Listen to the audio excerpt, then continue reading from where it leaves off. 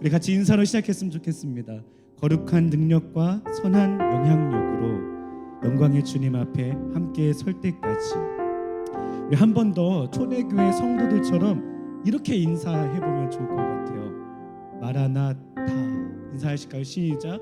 마라나타. 네. 저는 이 마라나타가 그냥 마라나타 이건 줄 알았는데요, 아람어로는 두 가지의 이 발음이 있더라고요. 마라나타 혹은 마란아타 이렇게 하는 것 같아요. 우리가 찬양으로도 많이 불렀던 이 단어가 어떤 뜻인지 여러분 잘 알고 계실 겁니다. 마라나타라는 말은 아람어고요, 영어로는 come, O Lord, 오세요 주님, 이런 뜻이죠. 그래서 고린도전서 16장 22절에도 고백이 되었었어요. 한번 읽어볼까요? 우리 주여 오시옵소서. 계시록에도 기록되어져 있었어요. 한 번 더 시작. 아멘. 주 예수여 오시옵소서. 계속해서 베드로전서 릴레이 강해를 이어나가며 그 당시 이 편지를 받아서 우리 같이 다 같이 모여서 누군가가 낭독을 했을 것이고요, 그리고 함께 들었고요, 혹은 그 편지를 읽었을 초대교회 성도들을 생각하면서 이 인사로 오늘 말씀을 열고 싶었습니다. 흩어진 나그네들, 초대교회 성도들, 그들이 박해받고 있는 삶 속에서도 여전히 하나님의 백성으로 꿋꿋하게 서 있었던 그 성도들, 여러분 그들의 일터가 어디였는지 아시나요? 바로 로마 사람들 밑에서 누군가의 하인으로, 누군가의 종으로 허드렛 일을 담당했던 그곳이 바로 그들의 일터였습니다. 그렇게 치열하게 살았던 삶을 살아내면서도 서로 모이기를 힘쓰고 서로 교제하고 용기를 북돋아주고 그렇게 하나님께 예배하던 공동체가 얼마나 대견스러운지 제가 베드로전서를 읽으면서 그런 은혜가 있습니다. 특별히 치열한 삶이란 그들의 일터가 지금으로 표현하면 3D 업종이었기 때문에, 3D가 뭐예요? 더럽고 힘들고 위험한 일들이었기 때문에 치열한 삶이 아니라, 그랬기만 했던 것이 아니라 진짜 치열했던 이유는요, 여기에 있어요. 그리스도인이었기 때문입니다. 무슨 의미일까요?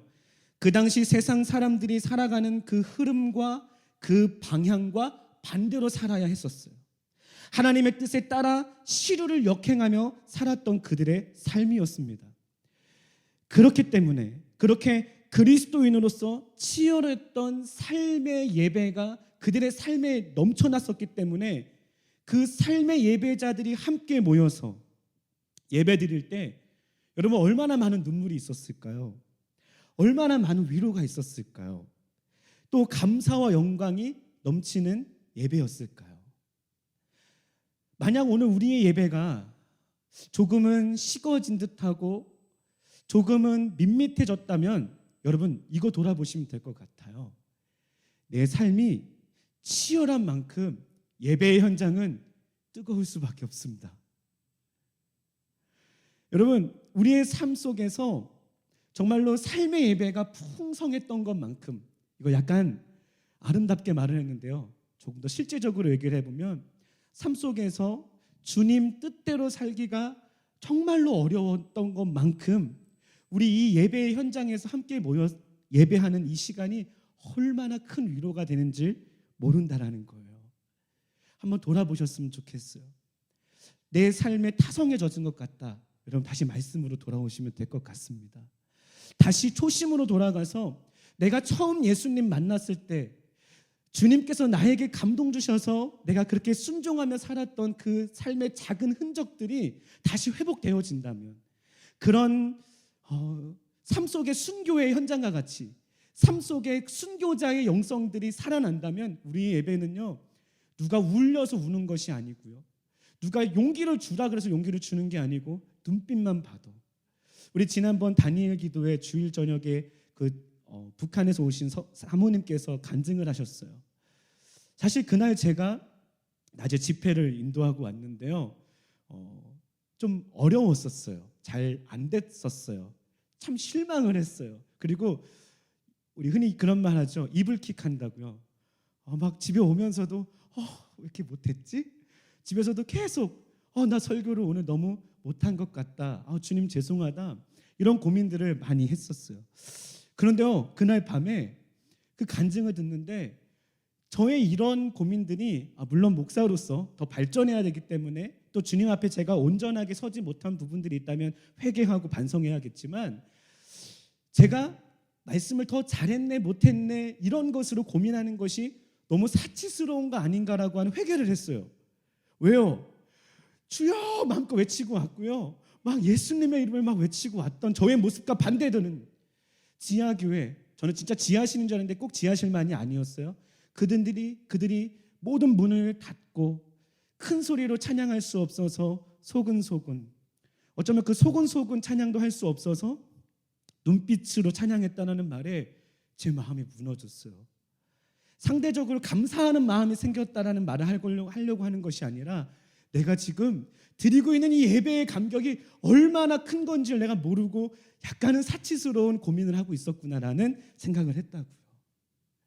사랑하는 성도 여러분, 우리에게 꼭 북한과 같이 혹은 중동에 있는 그 그리스도인들과 같이 이슬람권에서 예배하는 자들과 같이 우리가 박해받지 않는다 그래서 우리가 치열하지 않습니다. 오히려 현대인의 삶 속에 들어와 있는 아주 세밀하게, 아주 미세하게, 그래서 더 디테일하게 우리에게 스며들어져 있는 그 세상의 유혹들, 세상의 가치관들, 세상의 방식들이 우리 안에 있기 때문에 사실 우리가 정신 똑바로 차리고 주님 말씀대로 살아간다면 그들과 동일하게 우리는 치열했노라고 고백할 수밖에 없는 예배의 현장이 오늘의 현장인 줄 믿습니다. 그런 예배 회복되시길 주의 이름으로 축복합니다. 오늘 밤이 그 밤이 될 줄 믿습니다. 여러분, 그래서 그 사람들이 마라나타 인사했다니까요. 초대교회 상도들의 인사가 샬롬이기도 했지만 마라나타였어요. 주님 어서 오세요, 주님 오십시오였다고요. 그들이 얼마나 주님의 재림을 고대했을까요? 이 더러운 세상 언제 끝나나 에휴 이런 거였을까요? 주님 좀 빨리 좀 오시면 안 돼요? 이런 거였을까요? 이런 고대함 아니었을 것 같아요. 아니에요. 이런 고대함이었다고 합니다. 과거도 현재도 미래도 주님께서 다 주관하고 계심을 믿기에, 그래서 주님은 오실 것인데 그 주님께서 지금도 나와 함께 하시니 주님 내가 더 잘 살겠습니다라는 그런 다부진 고백이 마라나타였다고요. 종말을 바라보지만 인생 막장으로 삶을 끝내지 않았던 그들, 끝을 알기에 지금 현재를 더 진지하게 살았던 그들이 바로 초대교회 성도들이었습니다. 오늘 주일 이 밤에 한 주의 시작을, 여러분은 주일을 끝이라고 생각하세요? 시작이라고 생각하세요? 상관없어요. 저는 근데 오늘 이렇게 표현하고 싶어요. 주일 이 밤 한 주의 시작을 주님께 예배로 시작하는 우리 모두에게 사뭇 진지한 결단이 있는 밤 되시길 주의 이름으로 축복합니다. 가슴 뭉클한 위로가 있고 은혜의 밤 되기를 간절히 원합니다. 다시 한번 우리 그 뜻을 생각하면 우리 인사해봤으면 좋겠어요. 마라나타. 주님 다시 오십니다. 우리 말씀 한번 들어갈까요? 다 같이 한번 읽겠습니다. 11절 말씀이에요. 시작. 사랑하는 자들아 거류민과 나그네 같은 너희를 권하노니 영혼을 거슬러 싸우는 육체의 정욕을 제어하라. 아멘. 여러분, 오늘 말씀이 우리를 정의해 줍니다. 거류민, 나그네라고 말입니다. 이 땅에 살지만 우리는 이 땅에서만 머물 존재들이 아니에요. 이 땅에서 충성되이 살아야 하지만 이 땅이 낯설어야 할 존재들이 바로 우리 그리스도인입니다. 나그네라고요. 우리는 외국인이란 말입니다. 이 말은 우리의 시민권이 하늘에 있다는 말과 일맥상통하는 말이에요. 빌립보서 말씀 함께 읽어봅니다. 시작. 그러나 우리의 시민권은 하늘에 있는지라 거기로부터 구원하는 자 곧 주 예수 그리스도를 기다리노니. 아멘. 우리의 시민권은 하늘에 있습니다. 그래서 우리는 이 땅의 방식이 아닌 하나님의 말씀을 따라 그 방식을 따라 살아가야 하는 것이 마땅한 삶이에요. 하나님의 방식으로 살아가고자 하는데 방해하는 것, 역행하는 것이 있습니다. 그것을 오늘 베드로전서 2장 11절 말씀 띄워주세요. 이 말씀으로 표현하자면 그것이 뭐예요? 육체의 정욕이에요. 성경은 오늘 이 육체의 정욕을 제어하라고 말씀하십니다. 왜요? 우리는 이 땅에서 나그네와 같은 사람이니까, 외국인과 같은 사람이니까. 그러니까 우리는 이 땅의 소속이 아니라 어디에 소속이라는 거예요? 하늘의 소속이라는 거예요. 하늘의 소속인 여러분, 하늘을 시민권 삼은 여러분은 육체의 정욕을 제어하십시오 라고 오늘 말씀하고 있어요. 그렇다면 여러분, 육체의 정욕으로 산다는 것은 다른 말로 표현하면 세상의 방식으로 산다는 것과 똑같은 말인데, 세상의 방식으로 산다는 것은 어떻게 표현할 수 있을까요? 잘 들어보세요. 삶의 모든 목적, 동기, 과정, 결과가 모두 육신을 위해서만 향해 있는 것, 그것이 바로 육신적인 삶이에요. 구체적으로 말을 해볼까요? 무언가를 나눠주기 위해서 열심히 일을 하는 삶이 아니라 그 동기가 내가 더 많이 먹기 위해서 열심히 사는 삶, 이 삶이 바로 육체적 삶이에요. 나도 살고 남도 사는 공생의 방법을 선택하고 그런 과정을 살아내는 삶이 아니라 내가 살기 위해서 다른 사람을 누르고 제치고 이기고 죽이는 그런 과정과 방법, 이게 바로 육체적 삶이라고요. 많이 가졌기 때문에 나눠주고 자족하는 삶이 아니라 결과적으로 그 모든 것을 혼자만 쟁취하고 혼자 독식하는 삶, 또 이미 충분한 것을 가지고 있는데도 불구하고 무언가 더 갖고 싶어하는 삶, 그 결과까지도 다 정욕에 내어준 삶, 이게 바로 육체적인 삶이라고요. 모든 동기와 과정과 결과가 다 육신에만 초점이 맞춰진 삶, 이것이 세상의 방식으로 가득 찬 삶이라고 말할 수 있습니다. 성경은 오늘 이런 것을 하지 말라고, 이런 육체적인 정욕을 제어하라고 우리에게 명령하고 있어요. 해주세요 라고 please, 부탁이 아니라요, 명령하고 있어요. 제어하라 라고 하고 계시다고요. 그리고는요, 더 적극적으로 하지 않는 것뿐만 아니라 무엇인가 행동하는 것으로 제어하라고 우리에게 말씀하고 계세요. 즉, 정욕이 아닌 것을 행함으로 너가 그것을 제어하라는 말씀이에요. 자, 오늘 말씀은 우리가 해야 할 것을 알려주시는데, 우리 베드로전서 2장 12절 말씀 한번 읽어보겠습니다. 시작. 너희가 이방인 중에서 행실을 선하게 가져 너희를 악행한다고 비방하는 자들로 하여금 너희 선한 일을 보고 오시는 날에 하나님께 영광을 돌리게 하려 함이라. 아멘. 여러분, 아까 말씀드린 것처럼 어떠한 것들을 하지 않는 것, 이게 육체의 정욕을 제어하는 거예요. 그런데 오늘 성경은 제가 지난번에도 말씀드린 것처럼 하지 않는 것으로 거룩을 지킬 수도 있지만 하나님의 것으로 행하는 것으로 우리는 거룩해질 수 있다 그랬어요. 그래서 오늘 말씀은 우리에게 행해야 할 그 삶을 두 가지로 말씀해 주고 있습니다.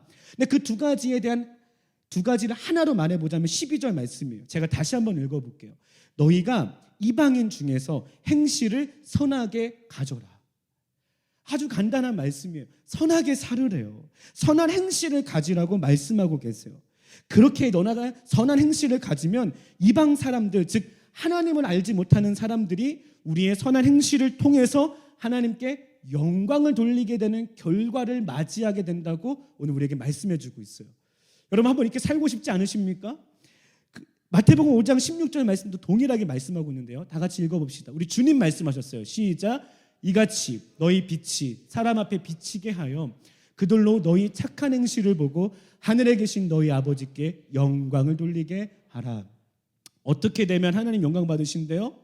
우리가 착한 행실했을 때 우리의 착한 행실을 보고 우리를 통해서 하는 영광 받으신다 그랬어요. 근데 여기에 빠뜨리면 안 되는 굉장히 중요한 대상이 있어요. 누구예요?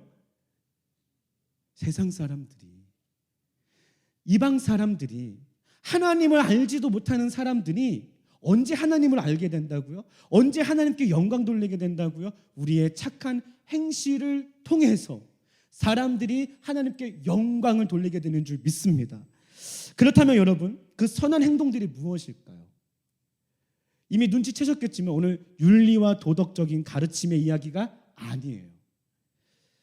구체적인 적용들이 13절에서 20절까지 나와 있는데 오늘 함께 이 말씀 읽어보겠습니다. 시작. 인간의 모든 제도를 주를 위하여 순종하되 혹은 위에 있는 왕이나 혹은 그가 악행하는 자를 징벌하고 선행하는 자를 포상하기 위하여 보낸 총독에게 하라. 곧 선행으로 어리석은 사람들의 무식한 말을 막으시는 것이라. 너희는 자유가 있으나 그 자유로 악을 가리는 데 쓰지 말고 오직 하나님의 종과 같이 같이 하라. 뭇사람을 공경하며 형제를 사랑하며 하나님을 두려워하며 왕을 존대하라. 두 가지 선한 행동의 구체적인 적용 중에 첫 번째는요, 오늘 이 말씀인데 한마디로 말하면 이거예요. 첫째로 주를 위하여 인간의 모든 제도에 순종하고 또한 왕이나 총독들에게 순종해라. 이게 선한 일이다라고 베드로전서 2장 11절 25절 말씀의 첫 번째 선한 행동이에요. 지금의 시대로 표현하자면 이런 거죠. 법 잘 지키세요. 각각의 자리에 있는 리더들에게 잘 협력하세요. 너무 뻔한 이야기 같습니까? 근데 여러분 그 동기가 중요해요. 왜 이렇게 해야 된대요? 13절에 띄워주십시오. 주를 위하여. 다른 이유가 아니에요. 어떤 왕이나 총독이 좋아서가 아니에요. 지금 시대로 표현하자면 내가 투표해서 내가 그 사람을 이렇게 응원했기 때문에 내가 투표한 사람이기 때문에가 아니라 내가 좋아하는 리더여서가 아니라 주님을 위해서 주님 때문에 그 사람에게 순종해라라고 말하고 있어요. 혹시나 정치적 얘기 아니니까 그냥 여쭤보는 거예요. 지금의 정부가 마음에 드시는 분도 계시고 안 드시는 분도 계실 거예요. 그러니까 마음에 드시는 분도 순종할 수 있고 안 드시는 분도 순종해야 된다고 말하고 있는 거예요. 혹시 이 정부가 마음에 드시는 분이라면 그런 문재인 정부가 좋기 때문에 순종하고 있는 것이 아니라 그게 이유가 되면 안 되고 주님 때문에 순종하라는 거예요. 혹시 마음에 안 드시는 분들이 계시다면 마음에 안 드시더라도 순종해야 되는 이유는 뭐라고요? 주님 때문에 순종하라고 말하고 있는 거예요. 여러분 썩 마음에 안 느끼실 수도 있는 거예요. 그러니까 지금 정부가 마음에 안 드시는 분들은 왜 순종해야 되는데 다 안 좋은 것 같은데 이렇게 말할 수 있다고요. 그러니까 약간 억지를 제가 부리는 것 같죠. 주님 때문에 그렇게 하시래요. 그러니까요. 근데 그 주님 때문에 순종할 수 있는 사람에게는 비결이 있더라고요. 어떻게 할 수 있냐? 그 사람은요, 이런 사람입니다. 하나님께서 모든 역사의 주관자이심을 믿는 믿음이 있는 사람이에요. 할렐루야. 그래서 마음에 들지 않는 리더에게도 순종할 수 있는 거예요. 왜? 이 땅의 정치와 세계가 돌아가는 것을 하나님께서 알고 계시고 나는 다 이해할 수 없지만 하나님께서 그 모든 것을 주관하고 계심을 믿는 믿음이 있기 때문에 하나님이 허락하셨다라고 하는 그것을 믿는 믿음 때문에 순종해 줄 수 있는 거예요. 여러분 이거 어마어마한 경지의 사람입니다. 이거 뻔한 얘기 아니라니까요. 정말로 여러분 우리는 세상을 살아가면서 굉장히 하나님을 잃어버리고 사는 것 같아요. 단순히 하나님 생각 안 하고 살았다는 뜻이 아니라 우리의 삶의 문화와 우리의 삶의 정치와 예술과 모든 영역에 하나님 주관하시고 하나님 그 경륜대로 이루어가고 계시면 믿으십니까? 근데 우리 그걸 좀 잊고 살아갈 때가 많다고요. 세상이 악해져가는 것 같을 때 어떤 정부의 정책이나 우리나라가 이상해지는 것 같다라는 말들을 할 때 보면 정말로 이상하다라고 하는 것을 감지해서 말하는 경우도 있지만 여러분 그때 잊지 마셔야 돼요. 이 모든 상황을 하나님께서 알고 계셔요. 그것을 그 주관하고 계신 하나님을 믿는 사람은요, 지금 있는 왕이 선한 왕이나 혹은 나쁜 왕이라 이거에 관계없이 순종해 줄 수 있는 그 경지에 이를 수 있다는 거예요. 순종한다라는 말, 이것을 더 풀어서 적용할 것은 다음에 하도록 하고요. 왜냐하면 너무 길어져요. 왜? 순종하라니까 묵묵히 가만히만 있는 것이 또 순종은 아닐 수 있거든요. 중요한 것은 하나님이 일하고 계신 것을 아는 사람은 순종한다라는 그것에 포인트가 있어요. 또한 오늘 말씀은 우리에게 이렇게 선포하고 계세요. 너희가 그 사람의 종이 되어서 순종하는 것이 아니라 하나님의 종으로서 그 사람에게 순종해라 라고 말하고 있어요. 왜 그럴까요?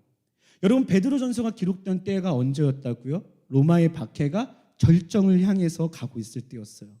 그런데 지금 우리를 박해하고 있고 우리를 억압하고 있는 그 권세자들에게 순종하라고? 여러분 그것이 그들에게 굉장히 곱게 들리는 말이었을까요? 여러분, 이 땅만 바라보고 현재만 바라보는 사람들이라면 결단코 순종할 수 없었을 것이에요. 그런데 눈을 들어서 하나님을 보는 사람, 이러한 박해와 고난의 시기에도 여전히 살아계시고 주관하시는 하나님을 바라보는 자는 순종할 수 있었을 것이라고요. 그래서 정치적인 유대감이나 우호적인 감정을 말하는 것이 아니라 하나님께서 주관자이심을 믿는 그 큰 믿음 안에서, 그러니까 나는 당신의 종이기 때문에 내가 당신에게 순종하는 것이 아니라 이 모든 세계를 주관하고 계시는 하나님이 나의 하나님이시고 내가 그분의 종이시니, 내가 종이시는 게 아니죠. 그분의 종이니 내가 이 사람에게 순종할 수 있습니다라고 표현한 거라고요. 사랑하는 성도 여러분, 첫 번째 본문을 통해서 우리에게 요구하시는 큰 방향이 있어요. 그게 뭐냐면 계속 반복적으로 말씀드리고 있는데 온 우주의 주관자 되시는 하나님을 믿는 이 믿음을 가지라는 거예요. 그 믿음을 가지고 이 믿음 안에서 닥쳐오는 여러 상황들을 담담히 맞이하라는 것입니다. 아니, 담담히 맞이할 수 있게 되는 것입니다. 하나님이 주관하고 계시니까 나에게 오는 그 포로 생활도, 나에게 오는 그 박해의 현장도 담담히 맞이할 수 있게 되는 것입니다. 그리고 우리에게 요구하십니다. 너가 나를 주관자인 것을 너가 믿느냐? 그렇다면 너의 삶 가운데에 다가오는 그 수없이 많은 그 파도와 같이 밀려오는 고통과 고난과 가난과 그 모든 어려움들을 받으라는 거예요. 맞이하라는 거예요. 적극적으로 그런 상황 가운데에서도 순종해내라는 거예요. 어마어마한 요구죠. 여러분, 그런데 오늘 이 요구는 우리가 할 수 없는 것을 하시는 분이 아니시고요. 하나님은 언제나 우리가 할 수 있는 것을 명하시는 분이신 줄 믿으시기 바랍니다. 우리가 많이 믿으면 될까요? 아니요. 우리의 공급자 성령님 계십니다. 그래서 오늘 우리의 눈을 들어서 우리의 주관자이신 그 하나님을 믿는 믿음 달라고 우리 이따가 기도했으면 좋겠어요. 그럼 하나님께서 우리에게 기름 부으셔서 단순히 나는 믿음 좋아, 찬송가 부르며 다니는 삶만이 아니라요, 정말로 하나님이 믿어지는 그 믿음 때문에 지금 나에게 오는 여러 가지 이해되지 않는 상황들을 받아들일 수 있게 되는 줄 믿습니다. 이게 첫 번째 선한 행동이었어요. 여러분, 선한 행동이니까 옆에 사람한테 사탕 주라는 것 같았죠. 근데 이 시대 가운데 가장 어려운 선함 중에 하나가 뭐였을까요? 순종하는 거였어요. 그것도 나를 박해하고 있는 권력자들에게 순종하는 거. 여러분의 삶에 한번 적용해 보세요. 나의 삶에 다가오는 그 고난과 고통을 주는 사람들에게 내가 선을 행할 수 있는가? 순종해 줄 수 있는가? 만만치 않은 믿음이에요. 오늘 이 밤에 주님 우리에게 그 믿음과 그 간증 주시기를 주의 이름으로 축복합니다. 두 번째 선한 행동입니다. 2장 18절에서 20절 말씀이에요. 다 같이 읽어볼까요? 시작. 사환들아, 범사에 두려워함으로 주인들에게 순종하되 선하고 관용하는 자들에게만 아니라 또한 까다로운 자들에게로 그리하라. 부당하게 고난을 받아도 하나님을 생각함으로 슬픔을 참으면 이는 아름다우나 죄가 있어 매를 맞고 참으면 무슨 칭찬이 있으리요. 그러나 선을 행함으로 고난을 받고 참으면 이는 하나님 앞에 아름다우니라. 아멘. 여러분, 두 번째 선함이 뭐예요? 앞에 서론에 말씀드린 바와 같이 이 당시 대부분 많은 성도들은요, 그들의 직업은 하층민에 있었어요. 로마 사람들의 하인으로 종으로 살았다고요. 오늘 18절에 이렇게 시작해요. 사환들아, 이거를 세 번역으로 보니까요, 하인들아 이렇게 표현하고 있어요. 여러분, 사환들아, 하인들아, 종들아 이렇게 부르시면요, 하나님의 종으로 살아가라라고 하는 우리를 향한 하나님의 호칭과 동시에 실제로 그 당시에 그 땅에서 하인으로 종으로 살고 있었던 그 로마 성도들, 그 성도들을 부르는 말이었어요. 그 사람들이 살았던 직업의 이름을 호칭해 준 거예요. 그래서 그렇게 한번 읽어볼게요. 종들아, 범사의 모든 상황 속에서 주인들에게 순종해라. 그런데 그 주인이 너에게 좋은 사람이든지 나쁜 사람이든지 상관없이 모두 잘 순종해라. 모두에게 잘 순종해라. 그 자리에서 너가 해야 할 일을 충성되게 살아내라 라고 명령하고 계신 거예요. 그러니까 여러분, 오늘 지금 이 편지는 어디서 읽고 있었다고요? 박해받고 있는 현장 가운데에서 그들의 삶의 현장은 어디였다고요? 하인으로 허드렛 일 하다가 그들이 모이는 그 정해진 날에 모여서 두루마기를 펴가지고 베드로가 보낸 편지를 지금 읽고 있는 거예요. 예배 시간에. 그런 상상력을 발휘해서 지금 한번 들어보세요. 그런 가운데 이제 베드로가 말해주는 거예요. 종들아, 하인으로 살고 있는 여러분, 허드렛 일 하고 있었던 여러분들 지금 다 다시 직장에 가시면 여러분의 주인 있으시죠? 그 주인이 여러분에게 좋은 주인이든지 혹은 까다롭게 하는 주인이든지 간에 상관없이 여러분은 순종하는 삶을 사십시오. 그것이 선한 삶입니다 라고 지금 말하고 있는 거예요. 여러분, 이 편지 지금 만약에 제가 여러분에게 읽어드렸다면 기분이 어땠을 것 같아요? 저는 썩 마음에 드는 표현이 계속 아닌 거예요.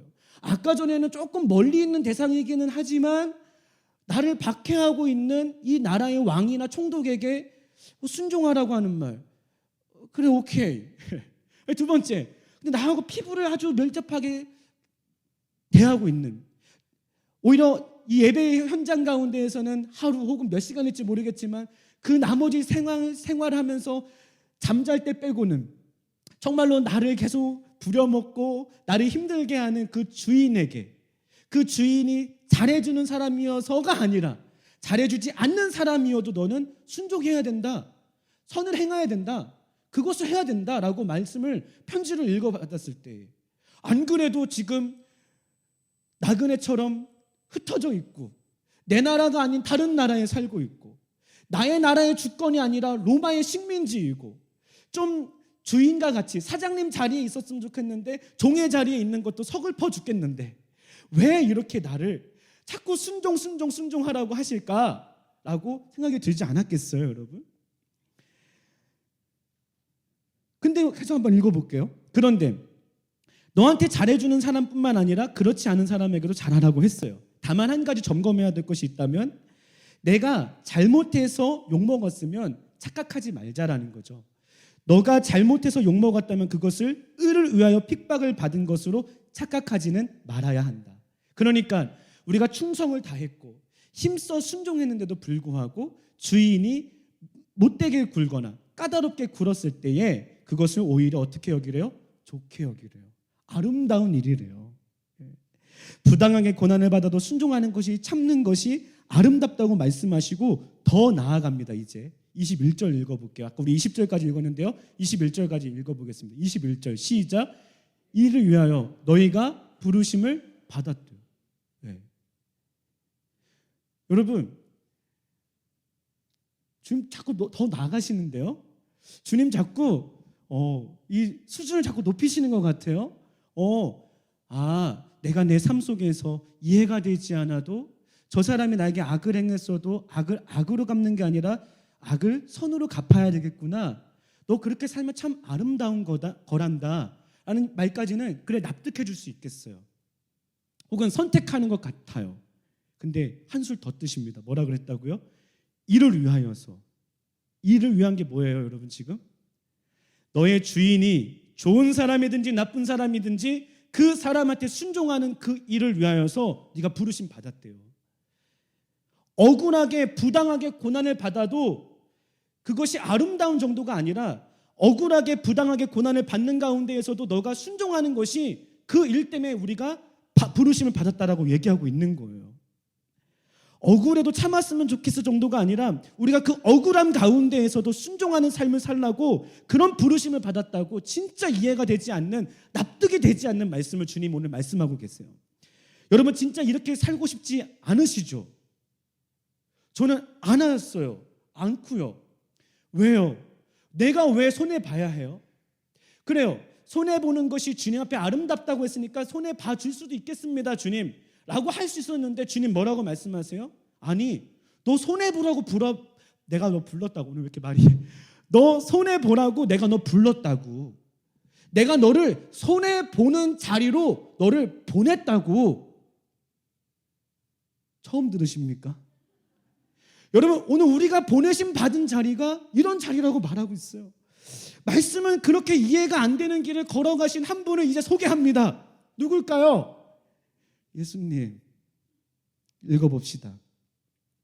시작.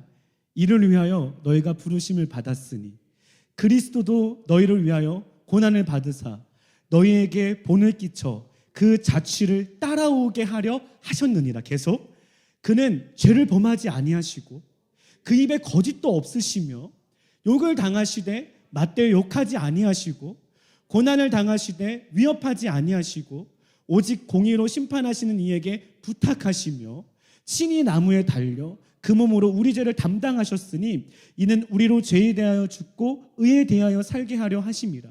그가 채찍에 맞음으로 너희는 나음을 얻었나니 너희가 전에는 양과 같이 길을 잃었더니 너희 영혼의 목자와 감독 되신 이에게 돌아왔느니라.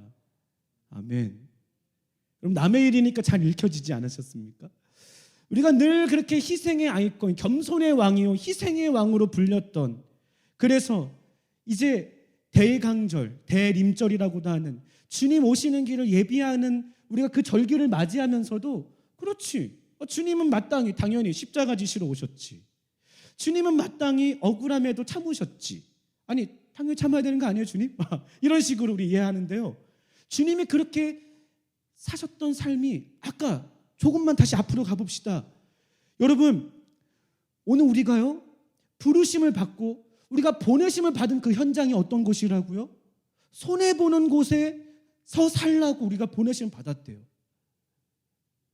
예수님이 그렇게 사셨다고요. 여러분, 예수님 어떤 분이세요?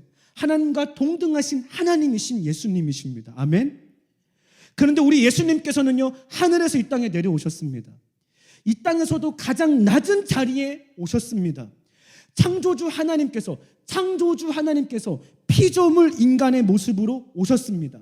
이 땅에 오시고 이제 본격적으로 일을 하십니다. 어떤 일을 하셨습니까? 죄인으로 오해받으셨어요. 죄를 뒤집어 쓰셨어요. 억울하게, 부당하게, 다시 억울하게, 부당하게, 다시 억울하게, 부당하게 사형 선고를 받으시고 십자가에서 죽으셨어요. 이것을 위해서 우리 주님께서는 이 땅으로 보냄을 받았다라고 성경은 말하고 있어요. 이것이 우리 예수님의 사명이었어요. 그리고 이 순종이, 이 사명의 완성이 지금 우리를 의인 되게 하였고 우리가 이 자리에 있을 수 있게 하는 원인이 되었단 말입니다. 여러분, 예수님께서 우리의 본이 되셨어요. 그리고 그 자취를 따라오라고 말씀하셨어요. 마태복음 16장 24절 말씀. 시작. 이에 예수께서 제자들에게 이르시되 누구든지 나를 따라오려거든 자기를 부인하고 자기 십자가를 지고 나를 따를 것이니라. 여러분, 베드로는 주님이 부활하시고 승천하신 후에 이 땅에서 그 교회의 지도자로 살아가면서, 특별히 그 당시에 그 고난의 시기를 맞이하면서 친히 주님 이 땅에 살아계셨을 때에 우리에게 하셨던 그 말씀 중에 이 말씀 기억하면서 권면하고 있는 줄 저는 믿습니다. 오늘 베드로가 편지를 보내고 있잖아요.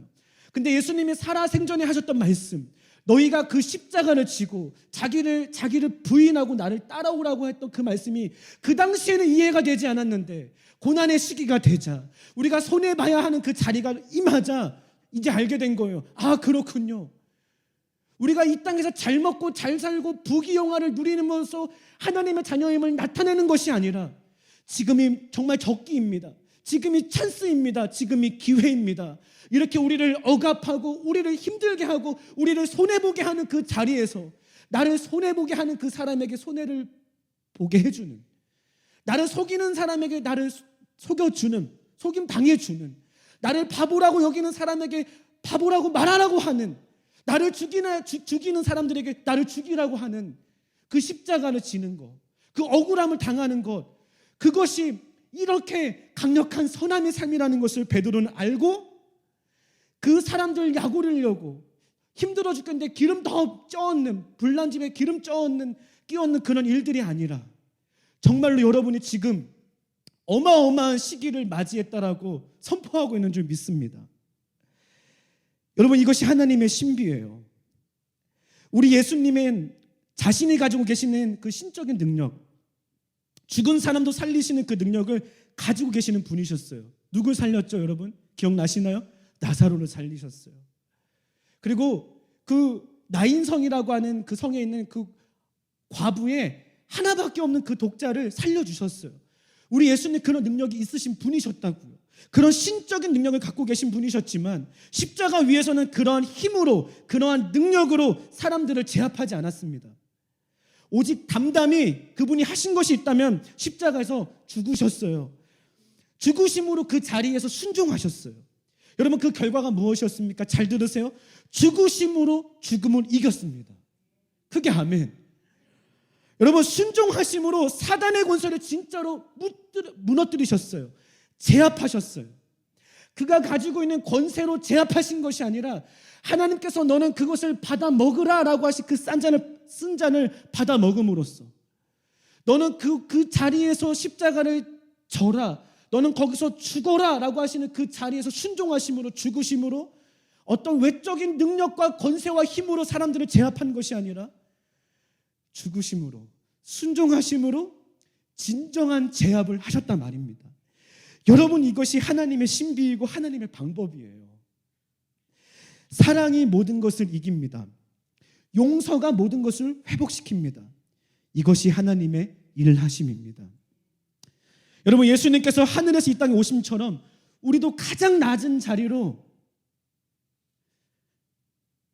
가야 합니다. 제가 지금 왜 머뭇거렸냐면요, 이런 설교를 한두 번 한 게 아닌데 오늘 이 밤에 우리 좀 구체적으로 기도할 때 하나님, 나에게 있어서 그 낮은 자리가 어딘지 오늘 꼭 알게 해주세요. 기도했으면 좋겠어요. 우리 낮은 자리 가야 하는 건 아는데 낮은 자리가 어딘지 몰라서 헤매고 있는 것 같아요. 예. 혹은 가기 싫든지, 그죠? 죄 없으신 예수님께서 죄 있는 사람처럼 오해받고 십자가형을 받고 죽으심처럼 우리도 그 억울함과 바보 같은 자리에 서 있으라고 주님 말씀하십니다. 아니, 우리를 초청하고 계세요. 그렇게 살아내라고 명령하십니다. 왜요? 이렇게 사는 것이 이 땅의 방식과 다른 삶이기 때문입니다. 여러분, 우리는 지난 2달간 이미 다른 방식의 삶의 방법을 담임 목사님 통해서 무수히 많이 들었어요. 한번 제목만 한번 띄워볼게요. 여러분, 심령이 가난한 자, 두 번째, 애통하는 자, 세 번째, 온유한 자, 네 번째, 뭐였어요 이게? 의에 줄이고 목마른 자, 다섯 번째, 궁일이 여기는 사람, 여섯 번째, 마음이 깨끗한 사람, 일곱 번째, 화평케 하는 사람, 여덟 번째, 제일 무시무시한 말씀, 의를 의하여 박해를 받는 사람. 애통하고 가난한 마음으로, 깨끗한 마음으로 화평케 하고 다른 사람의 앞에서 정말로 의를 의하여 박해를 받는 그 삶들이 세상과 다른 삶이고 우리는 그런 삶을 살아가는 복을 누려야 된다고 우리는 말씀을 들었습니다. 여러분, 가난, 애통, 온유, 주림, 긍휼, 깨끗한 마음, 화평케 하는 거, 박해받는 거, 여러분, 이런 단어들은, 이런 가치들은 세상이 원하지도 않고 세상이 가는 방향과 방법이 아닙니다. 그러나 하나님께서는 이것이 하나님의 나라이고 하나님의 방향이고 하나님의 가치이고 하나님의 방법이니 너희가 이렇게 세상과 같지 않은 방법으로 육체의 정욕을 제어하라라고 우리에게 말씀하고 있습니다. 제가 요즘 이렇게 많이 표현하고 있어요. 세상이 흉내낼 수 없는 양보, 세상이 흉내낼 수 없는 희생, 세상이 흉내낼 수 없는 사랑을 하는 품격이 다른 삶을 우리가 살 수 있다라고 여러분 선포한 적이 있었습니다. 여러분, 세상 사람들이 부러워하는 그 무엇인가를 여러분 가졌다고 간증하는 거, 그 간증 아니에요. 만약 그런 간증 우리에게 있을 수 있는데요, 그 간증은요 조금 수준 낮은 간증이라고 저는 오늘 일부러 말해볼게요. 일부러 누군가 이루고 싶었던 그것을 우리가 예수 믿음으로 이루게 되었다라는 거, 그거 정말 좋은 간증이긴 한데요, 수준이 낮은 간증이라고 한번 말해볼게요. 왜냐면요, 이런 간증들, 이런 고백들은요 하나님의 이름이 드러나는 것 같지만 결국 내가 드러나기 쉽고요, 그죠? 나의 만족일 수 있고요, 나의 자랑이 될 가능성이 높습니다. 그렇게 세상 사람들에게 증명되어야 하는 간증은 우리의 고난 가운데 우리가 잘 이겨냈습니다 정도가 아니라, 그런 고난은 여전히 있지만 우리는 그 고난을 맞아들이고 있습니다 라는 것이라는 거예요. 여러분, 그래서 이게 더 센 간증이에요. 그렇게 하나님의 나라가 증명되어지는 줄 믿습니다. 이제 거의 설교의 끝이 다가왔어요. 좀 계속 기네. 들으세요. 네. 제가 싱가포르에 있을 때 한 집사님의 간증이었어요. 샘이라는 집사님, 샘이라는 집사님 이름이 샘이었어요. 네. 한국 사람인데 외국 그런 이름을 쓰신 거죠. 이 샘 집사님의 직장이 어디였냐면요. 네, 눈을 딱 뜨셔 보세요. 우리가 그렇게 흔히 얘기하는 그 간증의 주인공의 자리에 있었어요. 그분이 금융회사의 높은 자리에 있었어요. 어느 날 회장님이 찾아오셨습니다. 뉴욕에서 날라오셔서 싱가포르 날라오셔서 샘을 불렀습니다. 그리고 그 직장 동료인 인도계 사람을 불렀어요. 그리고 이렇게 얘기합니다. 내가 보니까 사장으로 진급할 사람이 2사람인데 샘 당신하고 인도 당신이야. 그런데 올해는 우리 회사 사정상 한 명밖에 사장으로 승진할 수 없네. 그런데 내 마음엔 당신도 마음에 들고 당신도 마음에 들어. 나는 정할 수가 없으니까 너네들이 선택해서 나한테 알려줘. 뿅 하고 날아갔대요. 그래서 이 샘 집사님이 고민이 되기 시작하는 거예요. 그래서 그 아내분하고 집에서 대화를 한 거예요. 여차여차해서 선택하라는데 어떻게 하지? 그 아내분이 이렇게 얘기했대요. 아브라함이 롯한테 먼저 선택하라고 한 것처럼 오빠도 그렇게 해. 그 말이 그렇게 얄미웠답니다. 예. 근데 그 다음 날 정말로 그 동료, 인도계 그 동료한테 하이 했겠죠. 예. 너가 먼저 사장해 라고 얘기했어요. 그랬더니 그 동료가 아니야 너가 먼저 해 라고 해줄 줄 알았는데 알았어 그랬다는 거예요. 적지 않게 실망했대요. 예. 이런 한국적인 정도 없는 사람 이렇게 생각했다는 거예요. 그런데요, 이리고 나서 지나갔는데 그 다음에 그 직장 동료가 그 사장으로 승진하게 될 친구가 샘 앞에 왔습니다. 진지한 표정으로 말을 했대요. 샘, 나는 지금까지 살아오면서 다른 사람이 하는 것을 나는 다 할 수 있었어. 그런데 지난번 너가 나한테 한 그 대답 난 도저히 할 수 없더라. 샘, 넌 너의 하나님이 너와 함께 하시는구나. 할렐루야. 이때 샘 집사님이요 머리를 땡 맞는 것 같은, 그럼 하나님이 마음속에 이런 감동을 주셨대요. 샘, 내가 지금 너를 통해 영광 받았다. 여러분, 사장이 안 됐어요. 여러분, 이게 양보할 자리예요? 사장이 되어서 영광 돌려야 하잖아요. 그런데 이 샘 집사님은요 양보를 했다고요. 여러분, 이 적용 그대로 그냥 적용하라는 말이 아니에요. 이분에게 속해 있는 얘기예요. 그분이 선택한 그것을 통한 간증이에요. 그 양보를 통해서 상대방 그 인도계 동료는 샘이 믿는 하나님을 알게 됐어요. 샘이 믿는 하나님을 그의 입으로 영광 돌리게 되었어요. 여러분, 이게 진짜 영광 돌리는 거예요. 우리가 사장이 되고 회장이 되고 연예 대상을 받아서만 하나님께 영광 돌리는 것이 아닐 수 있어요. 그 현장에서 사람들은 양보하지 않는 그 양보의 현장에서 내가 양보할 수 있는 거, 사람들은 순종하지 않는 자리에서 내가 순종하는 거, 사람들이 이 등신아 이 바보야라고 하는 그 자리에서 나 바보야 나 등신이야 라고 욕을 먹어줄 수 있는 그 여유, 그 실력이, 그것이 여러분 그 사람으로 하여금 내가 믿는 하나님을 드러나게 하는 줄 믿으시기 바랍니다. 여러분, 이 큰 그룹의 사장님 자리를 놓고 이야기하니까 좀 멀게만 느껴지시죠? 그래서 제가 억지로 제 얘기하고 이제 마치려고 합니다. 억지로 그렇게 하는 거예요. 이런 거를 들어서 이렇게 표현해요. 성류신 설교라고 해요. 예, 하나님이 이 땅에 오신 것처럼 제가 쫙 제 수준의 삶으로 내려가서 여러분에게 말을 해볼게요. 지난주에 제가 이제 또 운전을 했겠죠. 꼭두 새벽에 짐을 내려놔야 되는 일들이 있었어요. 근데 여기에 차가 이렇게 컨테이너라고 하는 게 이렇게 쭉쭉쭉 있었거든요. 거기에 제가 이렇게 주차를 하고 기다리고 있었어요. 제 순번을 기다리고 있었어요. 근데 졸리고 막 이렇게 정신 못 차리고 있는데 뒤에서 빵빵빵빵빵 하면서 제 옆으로 차가 딱 오더니 손짓으로 차를 빼라고 막 이렇게 하시는 거예요. 근데 제 눈에는요, 왜 그렇게 그 아저씨의 손짓에 짜증이 묻어 있었는지 모르겠어요. 제가 짜증이 나 있어서 그런지 막 짜증이 묻어 있더라고요. 너 꺼져 막 이러는 것 같았어요. 그 손짓이. 네. 그래서 제가 그냥 뒤로 이렇게 쭉 뒤로 피하면 되는데, 왜냐면 제가 길을 막고 있었잖아요. 전 몰랐어요. 근데 사실 진짜 몰랐어요. 몰라서 거기 있었던 거고 뒤로 가주면 되는데 제가 그때 어떻게 했을까요? 창문을 내렸어요. 그리고 쳐다봤어요. 뭘 이렇게 빵빵거리면서 뒤로 가래요 하면서 제가 데려갔어요. 여러분 오해하지 마세요. 제가 여러분처럼 그 욕을 하진 않습니다. 네, 욕은 안 했어요. 그냥 뭘 이렇게 빵빵거리면서 제가 뒤로 쭉 갔어요. 이 아저씨가 주차를 다 마치고 나서 제 앞으로 오시더라고요. 좀 무서웠어요. 쾅쾅쾅 쾅쾅쾅 창문을 열었어요. 아저씨가 막 뭐라 하는 거예요. 내가 그러면 내려가지고 너한테 날 빼주시죠 뭐 이렇게 말하랴 하면서 막 이러시더라고요. 제가 그래서 막 변명 막 하려다가 한마디 했어요.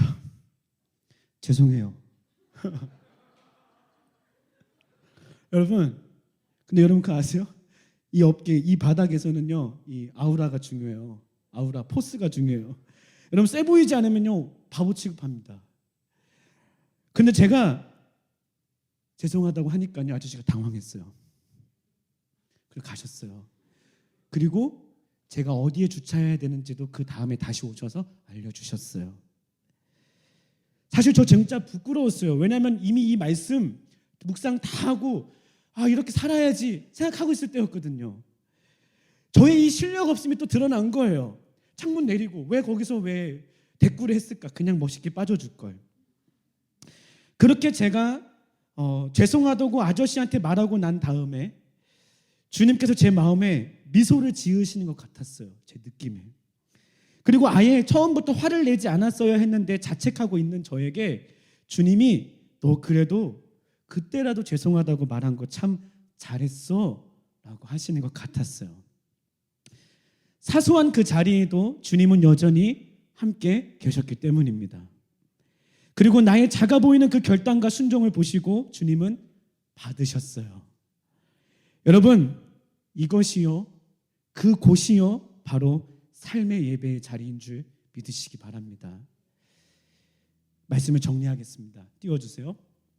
육체의 정욕을 제어하는 삶, 그게 뭐예요?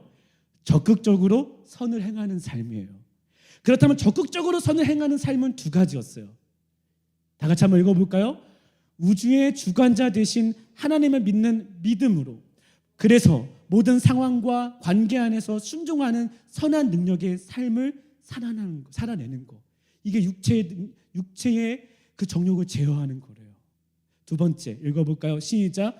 하늘에서 낮은 땅으로 오시고 십자가 지신 예수님처럼 고난과 억울함 속에서도 사랑, 용서, 양보, 희생하는 선한 능력의 삶. 이게 하나님께서 우리에게 요구하시는 육체의 정욕을 제어하는 삶이라고요. 이상한 거 안 보는 거, 이상한 데 안 가는 거, 이상한 거 안 먹는 거, 이 정도가 아니고요. 우리한테 적극적으로 요구하세요. 너가 진짜 내가 우주의 주관자인 것을 너가 믿느냐? 그렇다면 너가 납득되지 않는 그 모든 상황들을 담담히 맞이하고 그 상황 가운데에서 순종할 수 있어야 하느니라. 혹시 너에게 마음에 들지 않고 너를 억울하게 하고 너를 바보 취급하는 그 자리에 있니?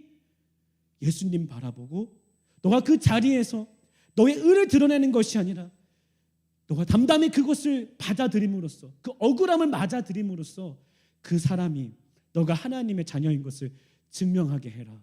아멘. 이것이 진짜 선한 삶인 줄 믿습니다. 여러분 아빠 미소 아세요? 아빠 미소? 예. 여러분 아빠는 언제 미소 지을까요? 흐뭇할 때예요. 엄마는 안 웃어요? 엄마도 웃어요. 엄마도 언제 웃어요? 흐뭇할 때 웃어요. 그러니까 엄마 아빠 얘기하니까 우리 또 청년들 서운하죠? 삼촌은 언제 웃어요? 흐뭇할 때 웃어요. 아빠 미소든 엄마 미소든 삼촌 미소든 이모 미소든 흐뭇할 때 미소가 지어져요. 여러분 저도 요즘 문득 이렇게 미소가 지어지기도 하고 운전하다가 삶 속에 살다가 이렇게 뭉클하게 젖어질 때가 있어요. 우리 이내가 뭘 잘해서가 아니고요. 옛날 사진 보면 그래요. 아기 때 사진을 보면서 이놈이 이렇게 작았는데 잘 컸네.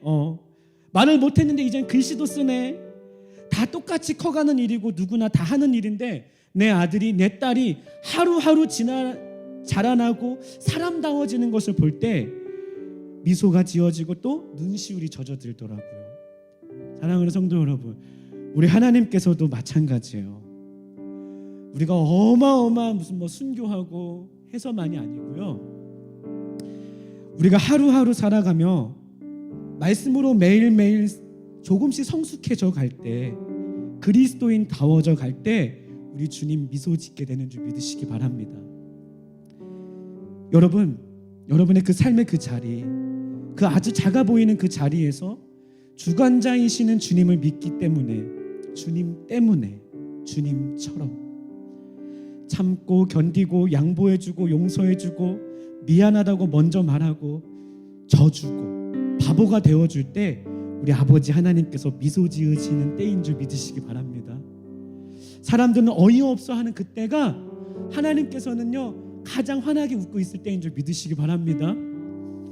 여러분이 억울해서 미칠 것 같은 그때에도 여러분 참고 그 억울함을 당하였을 때 우리 주님 영광 받으시는 때인 줄 믿으시기 바랍니다. 그래서 우리 결단했으면 좋겠어요. 우리 하나님 얼굴에 미소 근육 마비되도록 해드렸으면 좋겠어요. 아멘. 그렇게 한 주간 그 자리에서 작지만 결코 작지 않은 간증들을 여러분 들고 이 자리로 다시 오십시오. 오셔서 제발 주님 저 지난주에 못 살았어요, 이런 회개해야겠지만 이것만 하지 마시고요, 제발 가셔서 여러분 그 자리가 작지 않다고요. 결코 작지 않은 그 자리에서 여러분의 그 삶의 그 간증들을 갖고 오십시오. 뭐 열심히 공부해서 1등 했다라고 하는 그런 간증 말고요, 하나님 내가 열심히 돈 벌어서 이거 11조 갖고 왔다라고 하는 그런 간증 말고요, 하나님 오늘 이웃집의 아줌마가 저한테 김장할 때 저는 5포기 줬는데 이 사람 1포기 줬는데 제가 짜증 안 냈어요. 웃으라고 한 얘기예요. 근데 여러분 이런 사소한 슈퍼 아줌마가 이렇게 짜증나게 했는데 이렇게 안 했어요. 옆에 친구가 저한테 이렇게 했는데 제가 이거 참았어요. 여러분 이거 도덕 윤리적인 얘기가 아니라고요. 하나님 앞에서 하나님 믿기 때문에 하나님 걸어가신 예수님 걸어가신 그 길을 내가 보았기 때문에 그 길 걸어간 그 길 내가 순종함으로 걸어간다면 그 자리가 여러분 가장 빛나는 간증의 자리라고. 그때 우리 주님이 사람들은 다 비웃어요. 이 바보야, 너 왜 차 피해줘? 네가 더 소리 질렀어야지. 네가 더 소리 지르고 네가 싸웠어야, 네가 이겼어야지 라고 얘기할 때, 아니요, 내가 져줌으로써 우리 주님은 웃고 계세요. 승준아 잘했다, 앞으로는 처음부터 창문을 열지 말거라, 이렇게 하시는 거예요. 네. 아시겠어요 여러분? 이게 삶의 선교사예요. 거창한 얘기가 아니라고요. 정부에 순종하라, 거창한 얘기가 아니라고요. 주님 때문이라고요. 여러분의 삶을 사십시오. 아멘. 우리 같이 찬양하시겠습니다.